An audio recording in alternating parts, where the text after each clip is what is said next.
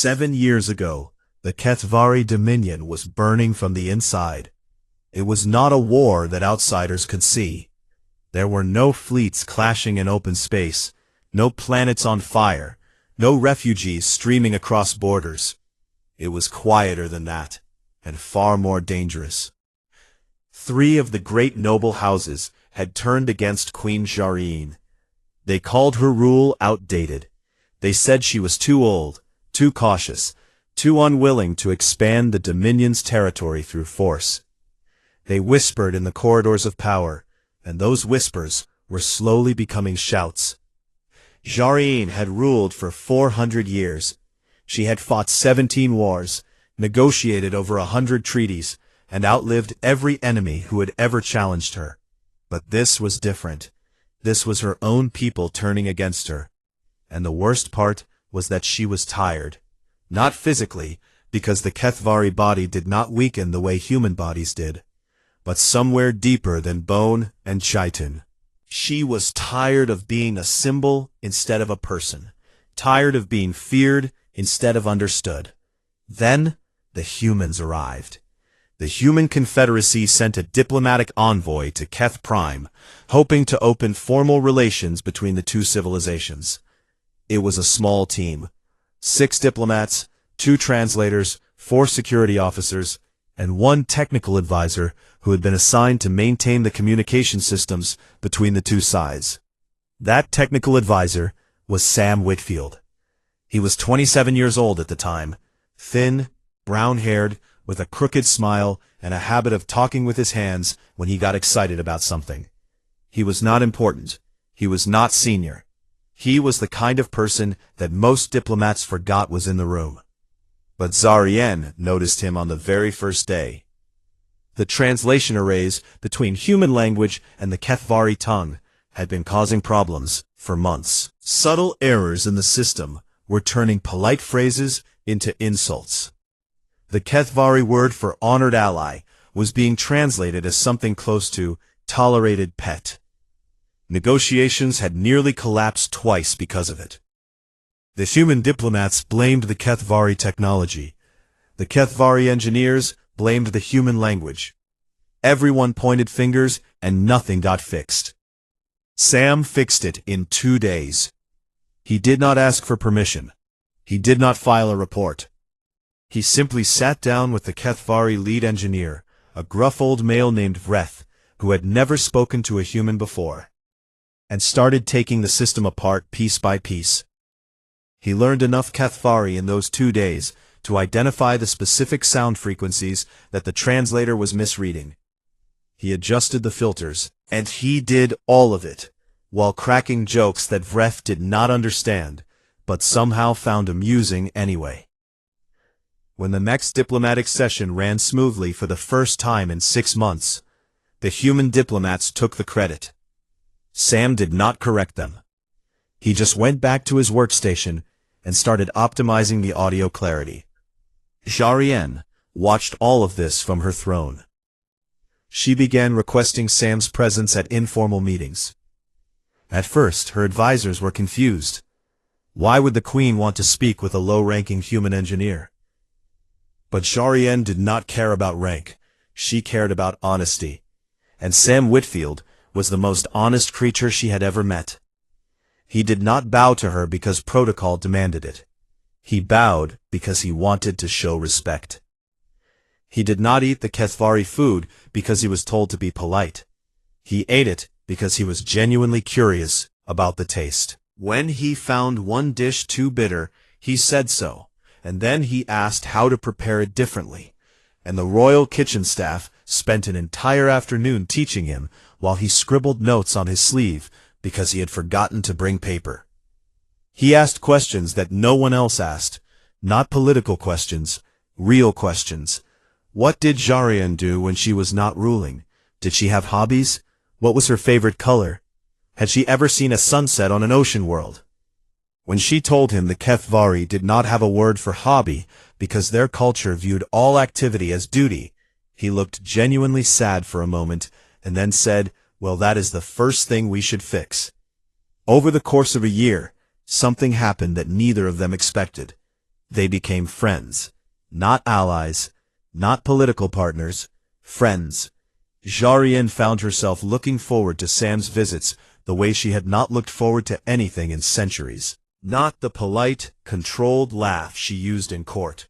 A real laugh, a sound that startled her own guards. In Kethvari culture, there was a word for what formed between them. Venkai. It translated roughly as soul tether, a bond so deep and so rare that it was considered sacred. It had nothing to do with romance in the human sense. It was bigger than that. It meant that two souls had recognized each other across the void and chosen to hold on.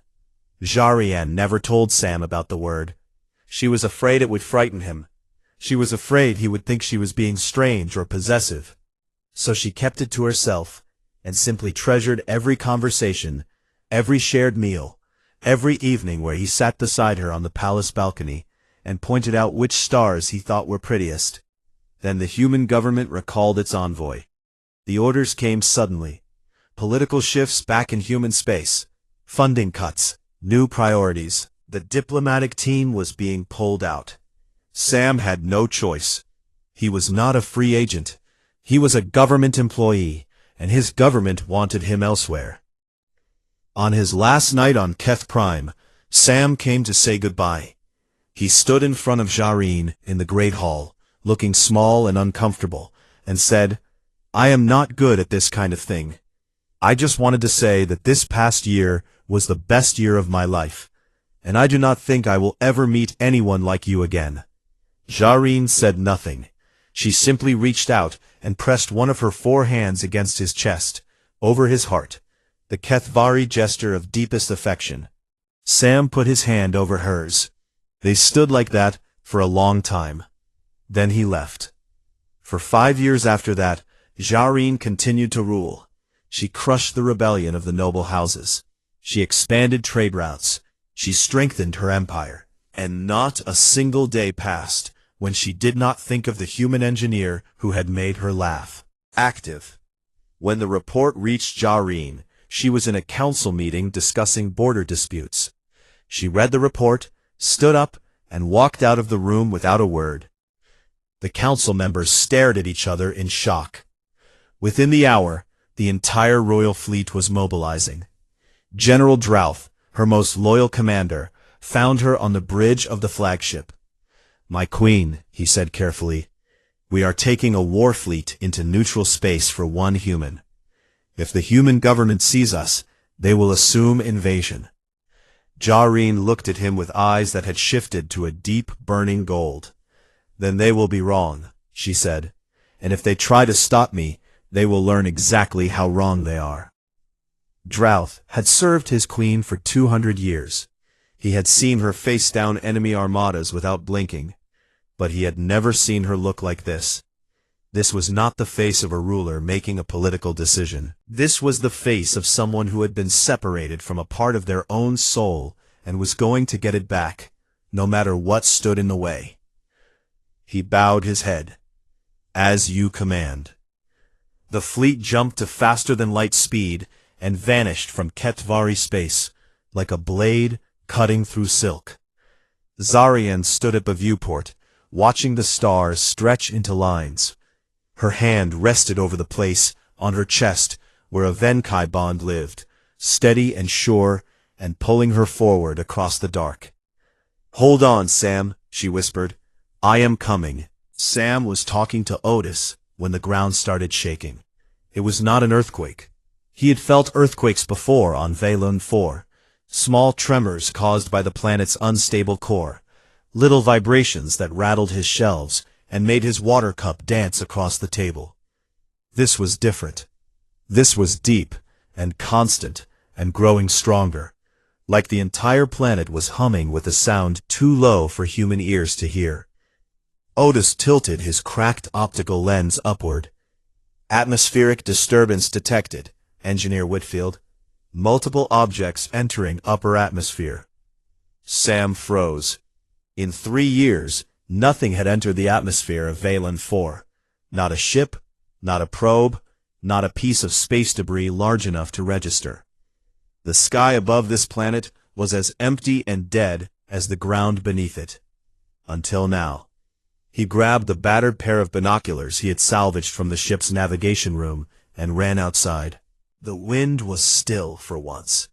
The dust settled, and the pale orange sky was clear from horizon to horizon. He lifted the binoculars and looked up. His hands began to shake. There were lights in the sky. Not one or two, dozens. They burned white and silver as they cut through the upper atmosphere, leaving trails of fire behind them like falling stars. But they were not falling. They were descending in formation, precise and controlled, spreading out across the sky in patterns that no natural object could make. Ships. Those were ships. Sam lowered the binoculars slowly. His mind, the mind that had kept him alive for 3 years, through logic and routine and stubborn refusal to quit, went completely blank. He could not process what he was seeing. His brain simply refused to accept it, the same way it would refuse to accept that water was flowing upward or that the sun had turned green. "Otis," he said. His voice sounded very far away. "Otis, are you seeing this?" "Affirmative. I am detecting 37 vessels in low orbit. Configuration matches no known human military or civilian fleet pattern." A pause. "Cross-referencing with available database. Closest match, Kethvari Dominion warship formation." Sam sat down hard in the sand. His legs simply stopped working. Kethvari. That word hit him like a fist to the chest. He had not heard that word spoken aloud in over 4 years.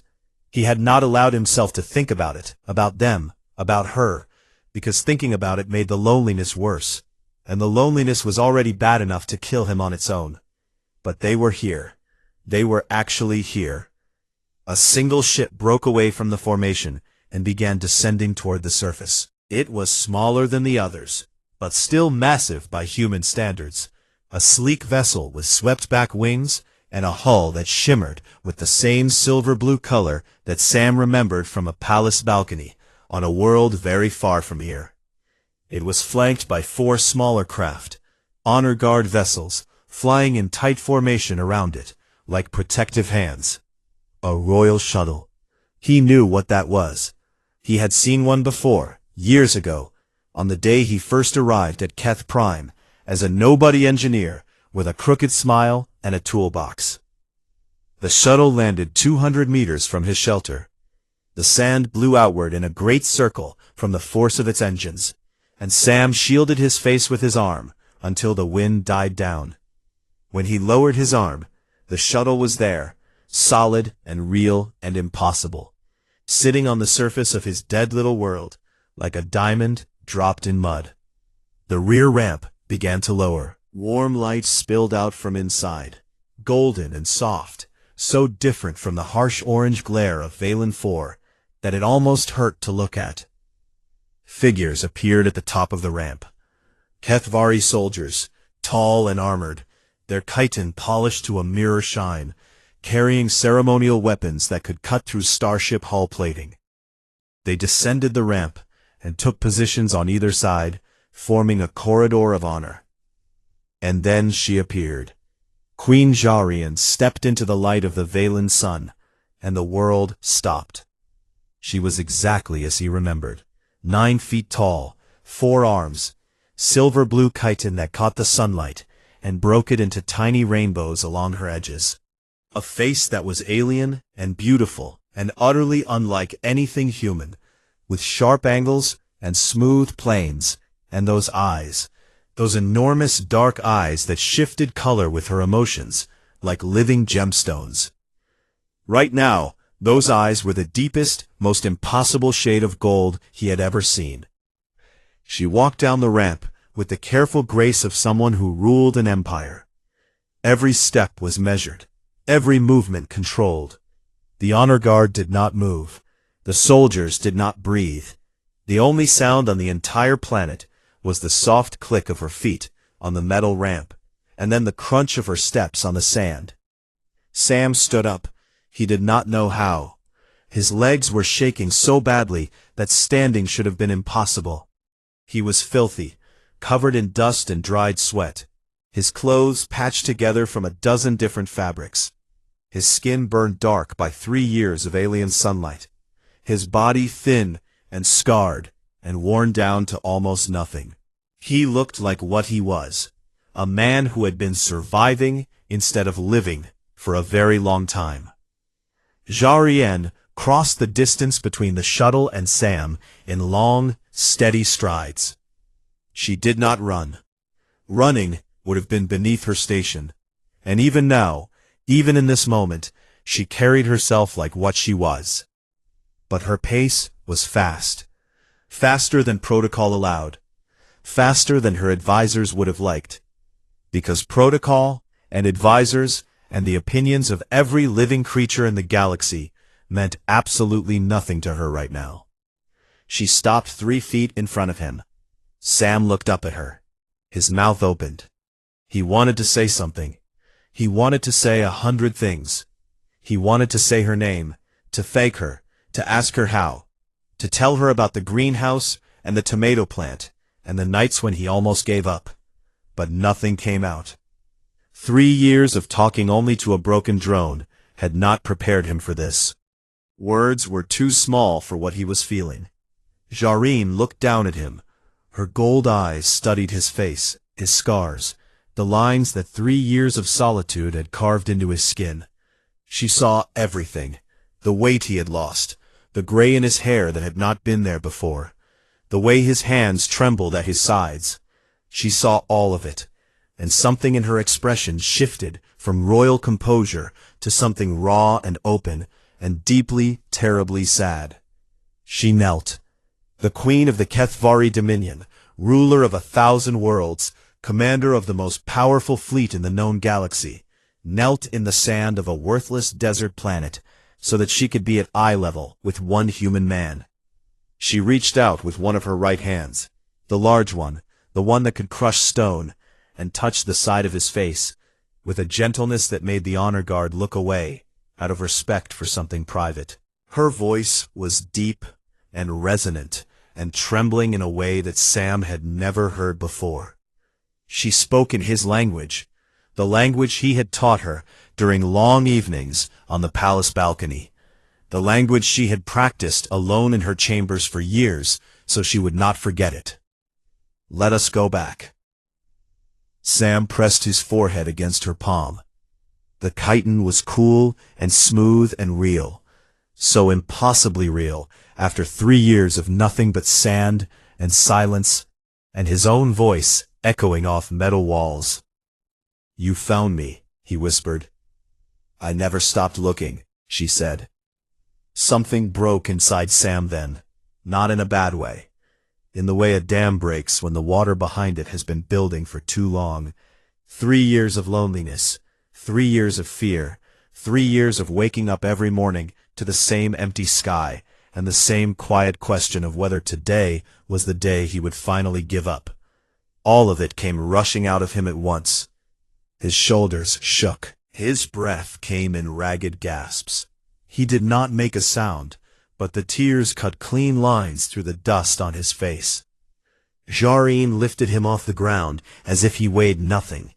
She cradled him against her chest with 2 of her arms, holding him carefully, the way you hold something that is precious and fragile and irreplaceable. His head rested against the warm chitin above her heart, and he could feel a pulse there, slow and deep and steady, so different from a human heartbeat, but just as alive. She turned and carried him up the ramp into the shuttle. The honor guard fell in behind her, without a word. Not one of them questioned what they had just witnessed. In Kethvari culture, the reunion of a Venkai bond was the most sacred event that could occur in a lifetime. Some of the soldiers had tears in their own eyes, though they would never admit it. The ramp closed. The shuttle lifted off. And for the first time in 3 years, Sam Whitfield left the surface of Valen 4. He did not look back. Sam woke up in a bed that was too big for him. It was soft. That was the first thing he noticed. After 3 years of sleeping on a metal floor with a folded jacket for a pillow, the feeling of something soft beneath his body was so strange that it actually hurt. His muscles did not know how to relax. They had been clenched and tight for so long that comfort felt like a threat. He lay still and stared at the ceiling. It was high and curved, made of a dark material that pulsed with faint lines of blue light, like veins carrying electricity through a living body. The room was warm. The air was clean. There was no dust, no wind, no grinding sound of a failing oxygen recycler counting down the days until he suffocated. He was on the throne of living stars, Zarin's flagship.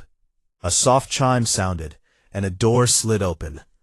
A Kethvari physician entered, a female with pale green chitin and 6 thin arms that moved with the precision of surgical instruments. She spoke to him in careful, accented English. "Engineer Whitfield, you are awake. Good. I am Physician Aelith. I have been treating you while you slept." "How long was I out?" Sam asked. His voice was raw. 14 hours. You were severely dehydrated, malnourished, and suffering from chronic radiation exposure. I have administered fluids and nutrients. You will need several weeks of recovery before your body returns to baseline function. Sam looked down at his arms. Someone had cleaned him. The layers of dust and grime were gone. His skin looked pale and thin underneath, mapped with scars he had forgotten about. There was an IV line in his wrist, feeding something warm into his blood. "Where is she?" he asked. Aelith's eyes, which were a calm and steady green, shifted slightly. "The Queen has been outside your door for the past 6 hours. She would not leave. I told her you needed rest. She told me she would wait. I do not argue with my queen twice." Sam almost smiled. Almost. Aelith finished her examination, gave him a nutrient drink that tasted like warm chalk, and left. The moment the door opened, Sam saw her. Jarian was standing in the corridor, perfectly still, her 4 arms folded in front of her in a posture Sam recognized. It was the Kethvari stance of patience, the way their people stood when they were willing to wait forever.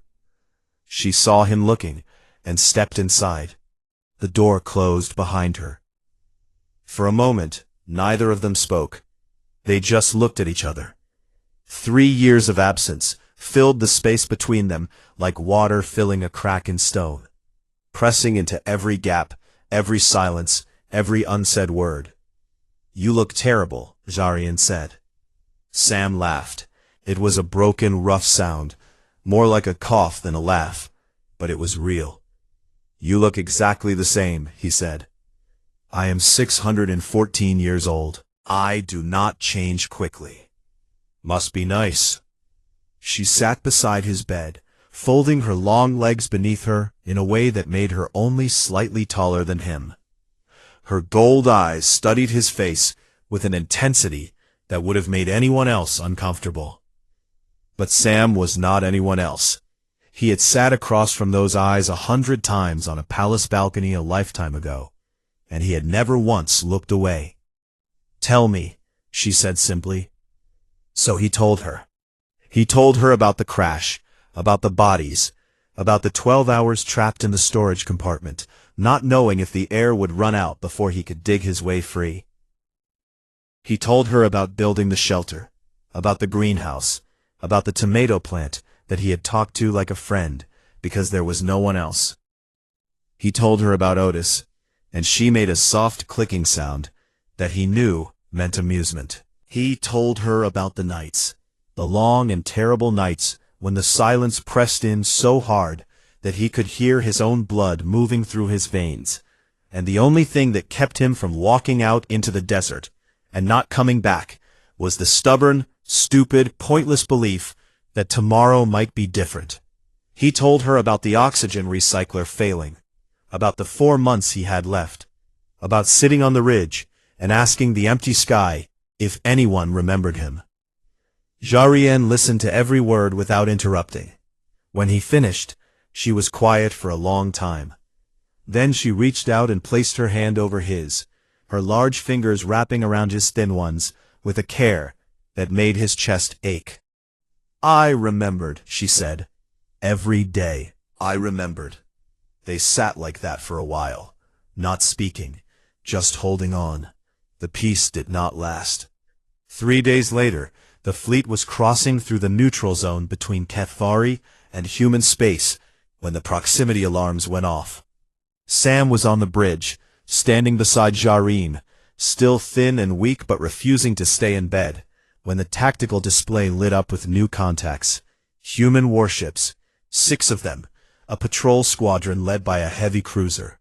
General Drouth, who had been quietly studying Sam with the suspicious eyes of a career military officer for 3 days, turned to his queen.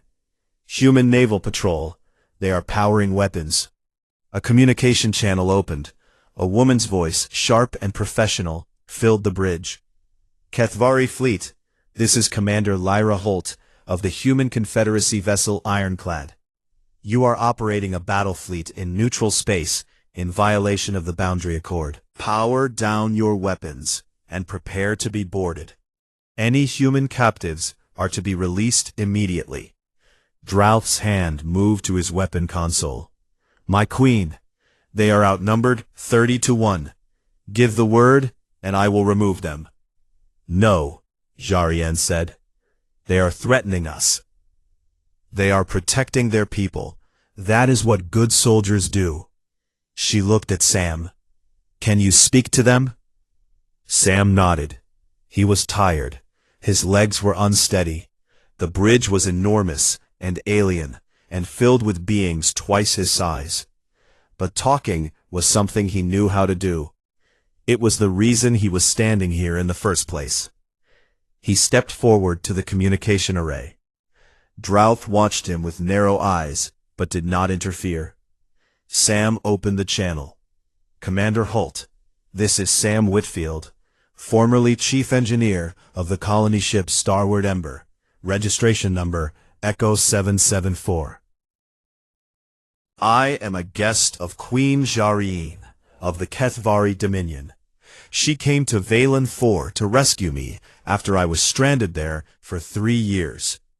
This fleet is not hostile. It is an escort. I am asking you, officer to citizen, to stand down and let us pass." Silence on the channel. A long silence.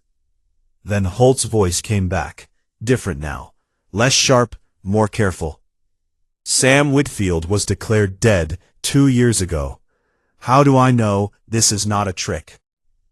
Because I can tell you that my service number is WF4419, that my emergency contact is my brother Danny Whitfield of Spokane, and that the last meal I ate on Earth before shipping out was a bad cheeseburger from a diner on 5th Street that gave me food poisoning for 2 days.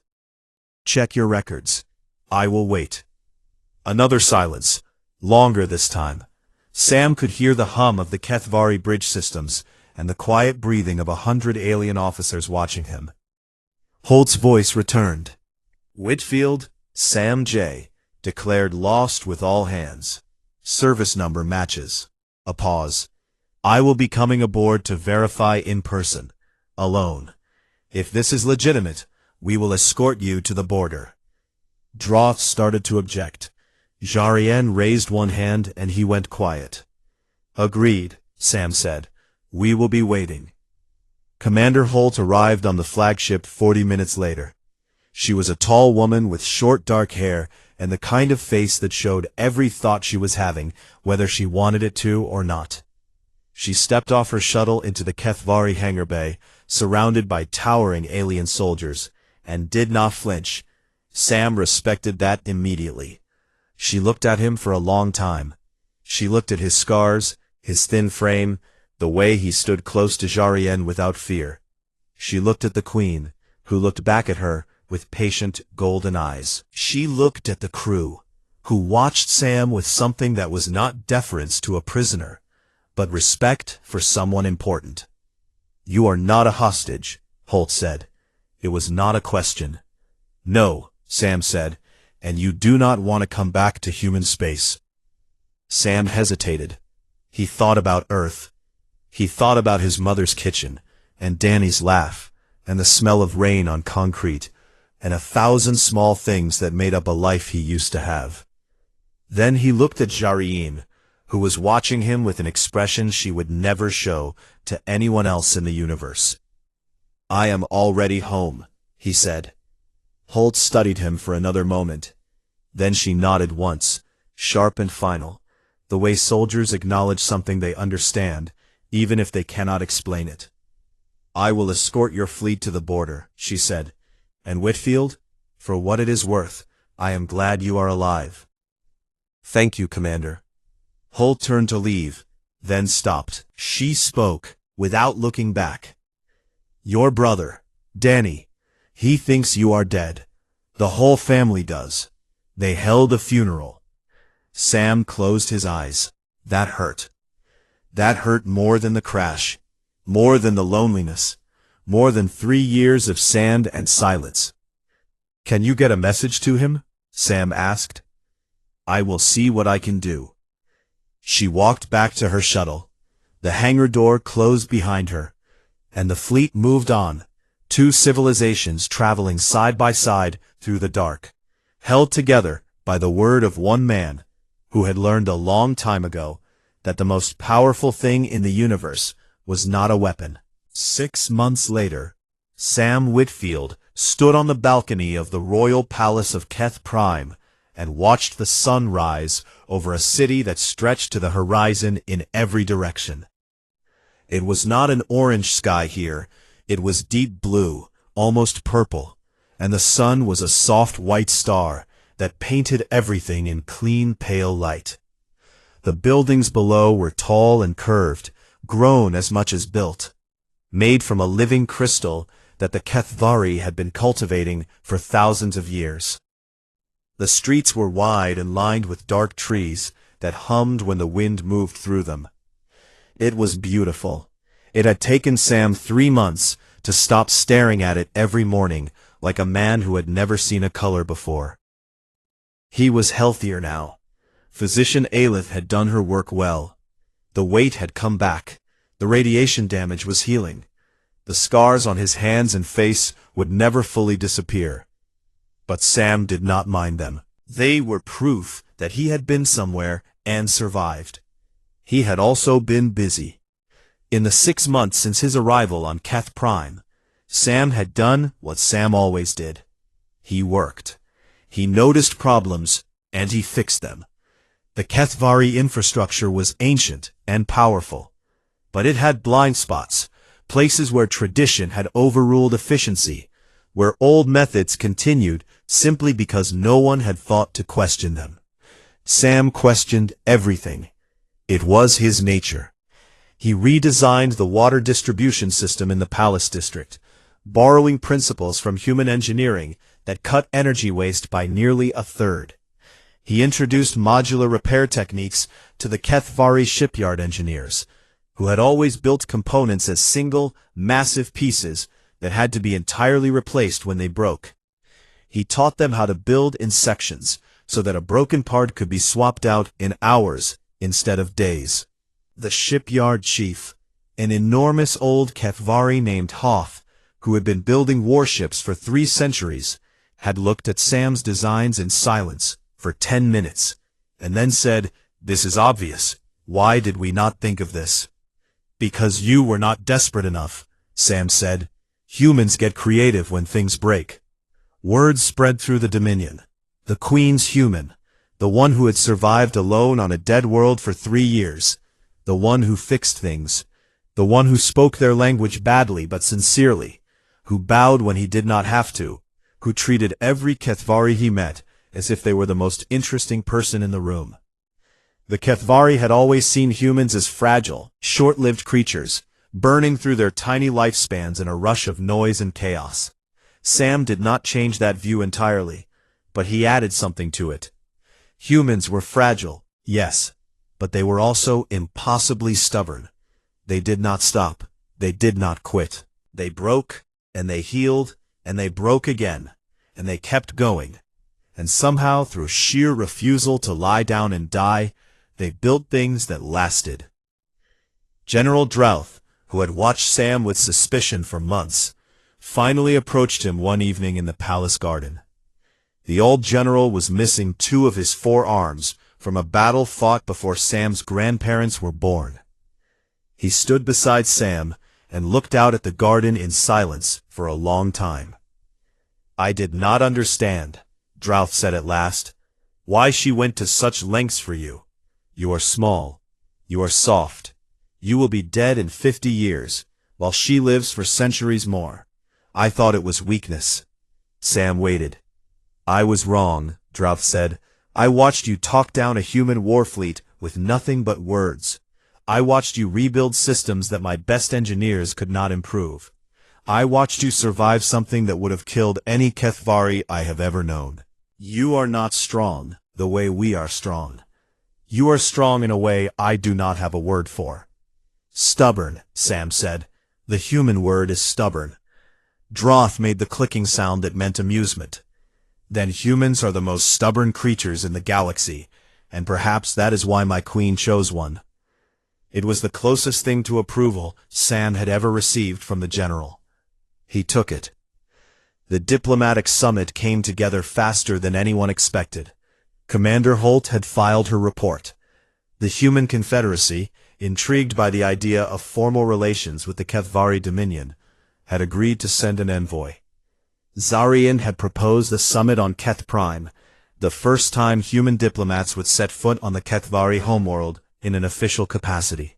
Sam was named Cultural Liaison, a title that basically meant he would stand between 2 civilizations and make sure neither one accidentally insulted the other. The human delegation arrived on a bright morning.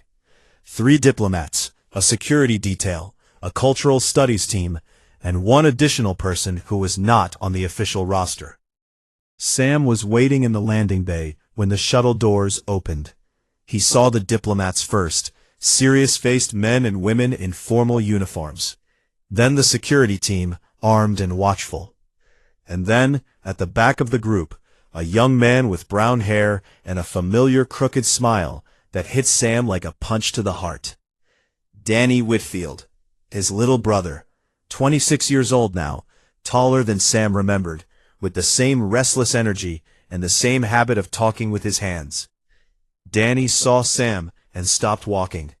His face went through about 15 emotions in 3 seconds. Then he crossed the landing bay at a dead run and crashed into Sam so hard that they both nearly fell over.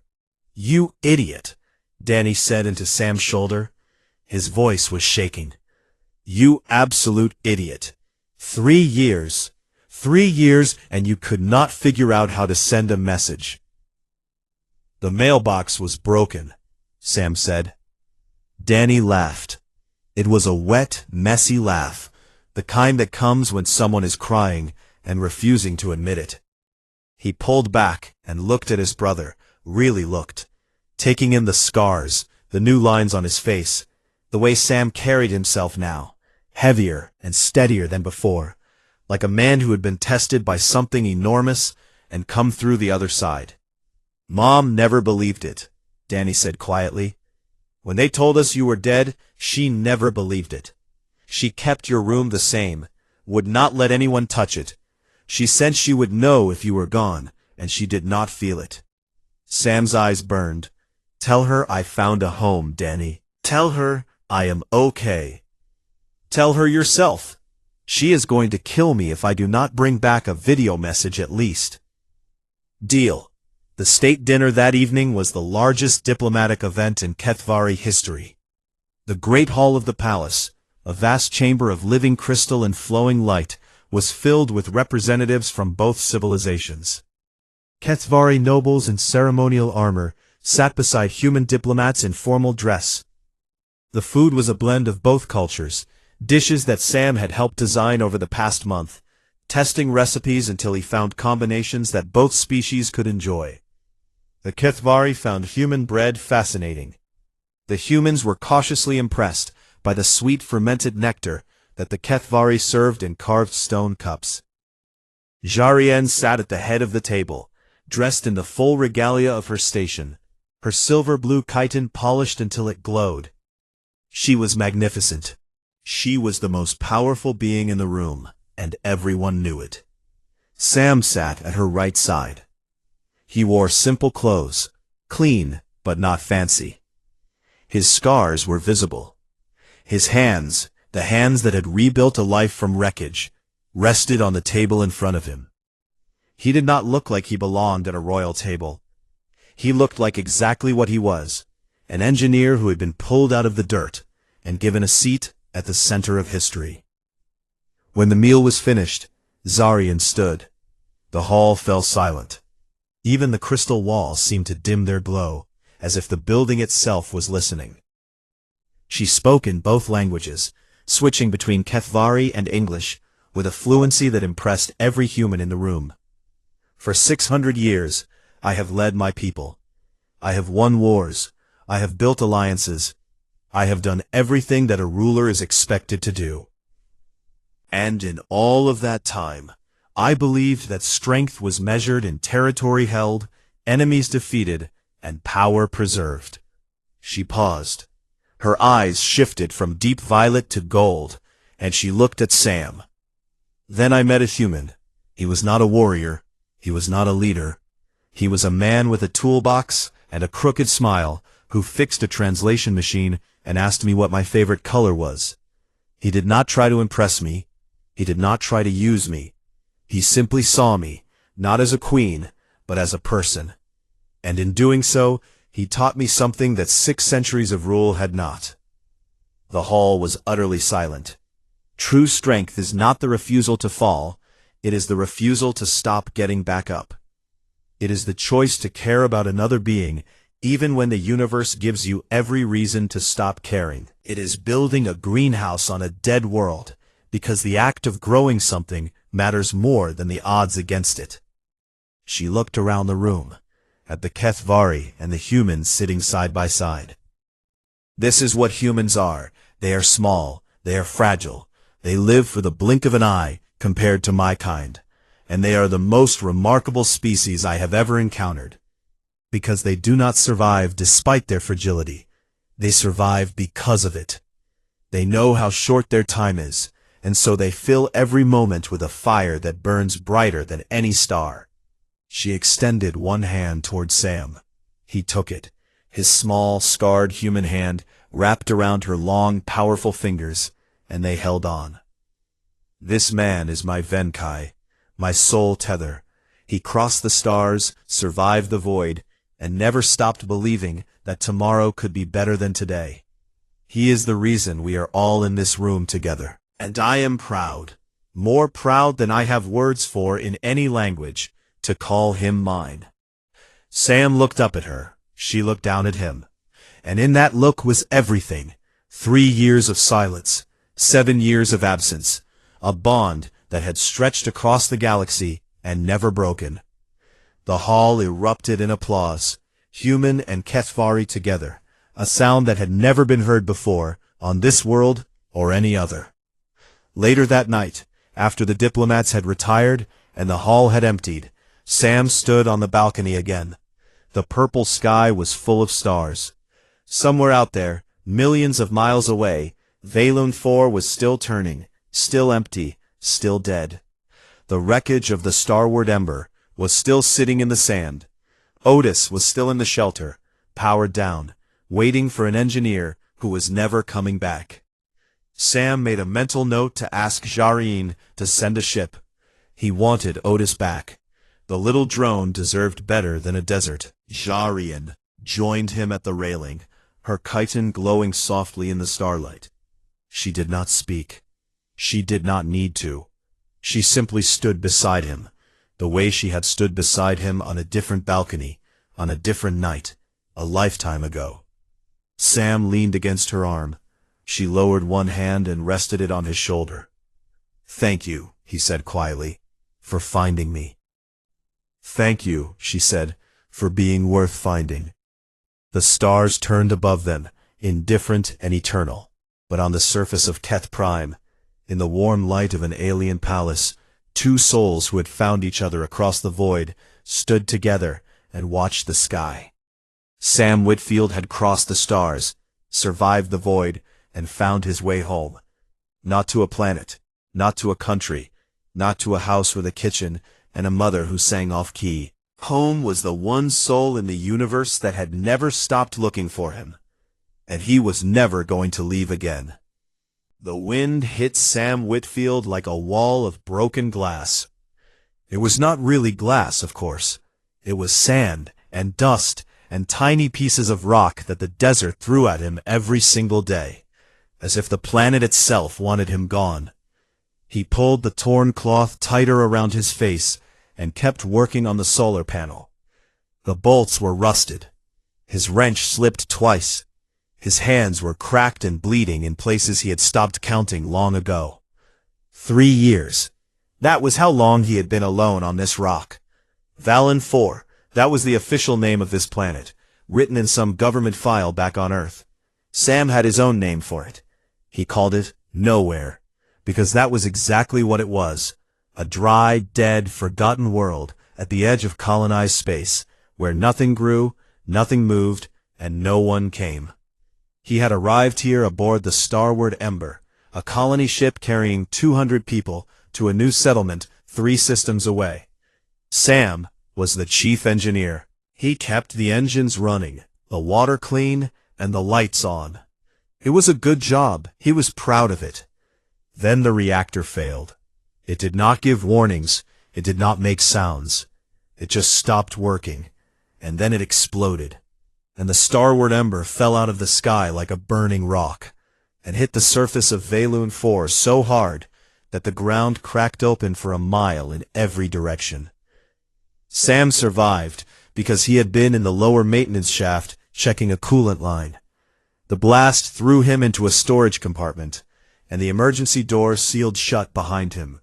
When he crawled out 12 hours later, coughing blood and unable to hear anything, he found the ship in pieces, bodies everywhere, fires still burning in places.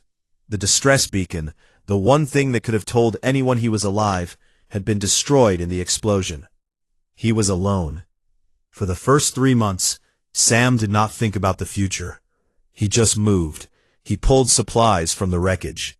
He found water purification tablets. He found sealed food containers. He found medical kits and blankets and tools. He dragged everything to the largest surviving section of the ship and turned it into a shelter. He sealed the cracks with melted plastic. He built a door from a cargo hatch. He did not cry. He did not scream. He just worked, because working meant living, and living was the only thing he knew how to do. By the 6th month, he had a greenhouse.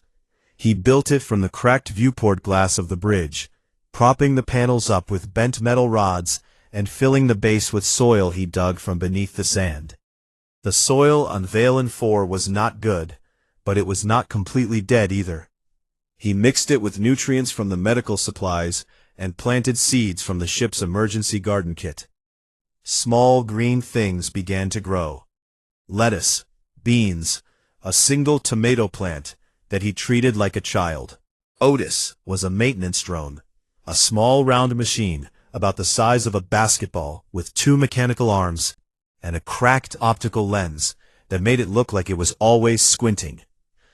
Otis was broken when Sam found it buried under a fallen wall panel. Sam spent 2 weeks repairing it, rewiring its circuits, reprogramming its voice module. When Otis finally powered on and said, "Good morning, Engineer Whitfield," in its flat robotic voice, Sam sat on the floor and laughed until his ribs hurt. Otis could not hold a real conversation. It could repeat phrases, respond to basic commands, and play a limited library of old Earth music that someone had loaded into its memory banks. But it was a voice. It was something other than the wind. And on the worst nights, when the darkness pressed in and the silence was so heavy it felt like drowning, Sam would sit next to Otis and say, "Play something, buddy," and the little drone would fill the shelter with scratchy recordings of songs from a world Sam was not sure he would ever see again. 3 years passed like that, day after day after day. Fix the solar panels, check the water filter, tend the greenhouse, talk to Otis, watch the sky, sleep, wake up, do it again. But today was different. Sam had noticed it a week ago. The oxygen recycler, the machine he had built from 3 separate broken systems, welded together with desperate hope and duct tape, was failing. The seals were degrading. The filters were clogged with dust he could not fully clean. He had run the numbers on a cracked tablet screen, checking them twice, then 3 times, then 5 times, hoping he had made a mistake. He had not made a mistake. Maybe 5, if he reduced his activity and slept more. After that, the air inside his shelter would slowly become poison. He would get headaches first, then confusion. Then he would fall asleep one day and simply not wake up. Sam put down the wrench and sat on the sand beside the solar panel. The wind had died down. The sky above Valoon 4 was a pale orange color, like a sunset that never ended. It was almost beautiful, if you forgot that it was also a death sentence. He looked up at that sky and thought about his mother. She used to make pancakes on Sunday mornings. She used to sing while she cooked, badly, always off-key, and his little brother Danny would cover his ears and pretend to suffer. Sam would sit at the kitchen table and laugh at both of them. It was such a small memory, such an ordinary, boring, beautiful memory. "Is anyone out there?" Sam said to the empty sky. His voice was rough. He had not spoken to anything except Otis in so long that real words felt strange in his mouth. "Does anyone remember me?" The sky did not answer. Sam sat there for a long time. Then he stood up, wiped the dust from his face, and went back inside to check on his tomato plant. Because that was what he did.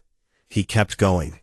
Not because he was brave, not because he was special, but because stopping felt like giving permission to die, and Sam Whitfield was not ready to give that permission yet. He did not know that far above him, past the orange sky and the thin atmosphere and the cold emptiness of space, something had just arrived at the edge of the Valen system. It was enormous, and it had been looking for him for a very long time. On the bridge of the Kethvari flagship, Throne of Living Stars, a tall figure with silver-blue chitin and 4 powerful arms stared at a holographic display, showing a single faint life sign on the surface of a worthless desert planet. Queen Sharine's dark eyes shifted from deep violet to burning gold. "He is alive," she said. Her voice was quiet, but every officer on the bridge heard it. "Set course, maximum speed, now."